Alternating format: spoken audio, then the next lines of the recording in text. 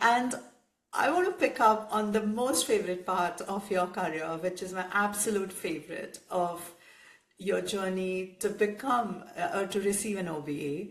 So please tell us, for all the listeners who are outside the UK, explain what the nomination is, how does it work, and when you received it, I mean, you received the news, did you think that is it happening, or what was the moment like? Oh, absolutely game changer, a major highlight in my life, I have to say. So OBE is Order of the British Empire, and it's an honor which is bestowed by the royal family, which is absolutely incredible.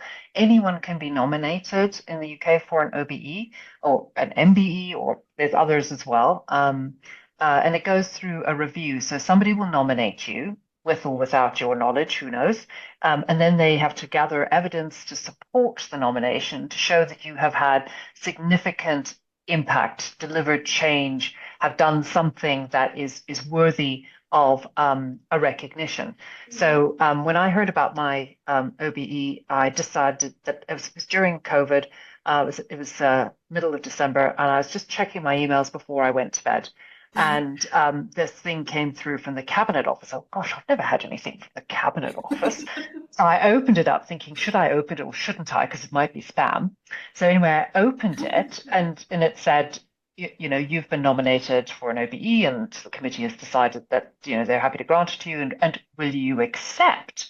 And I thought, is this for real? Is this for real? Are you kidding me?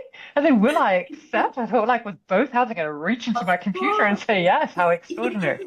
But then I had to keep it top secret because it was the New Year's honors list. So you then have to go through a process, which is yes, you have to accept, and then you have to declare that there's nothing that would cause them to revoke it. So you haven't got like a criminal conviction or something like that. And but you have to also keep it top secret because it will then be published, and it's published on the 31st of December. So honestly, I my lips were sealed, and I was bursting for like 3 weeks. I Oh, wanted to tell everybody, and wow. I couldn't. But the thing that really touched me as well was that the OBE was granted for services to financial services and to diversity for women. And that part of it was just so powerful for me because it was about what I was doing professionally as well as what I was doing in terms of at that time as president of Women in Banking and Finance, and the bringing together of those two things. And I think that's one of the biggest and most important things about diversity and inclusion is that it's not something separate.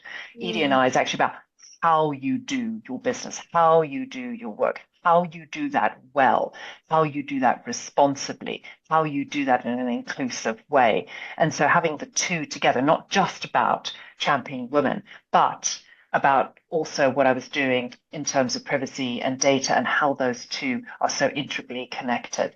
So yeah, I received my OBE at Windsor Castle from Princess Anne.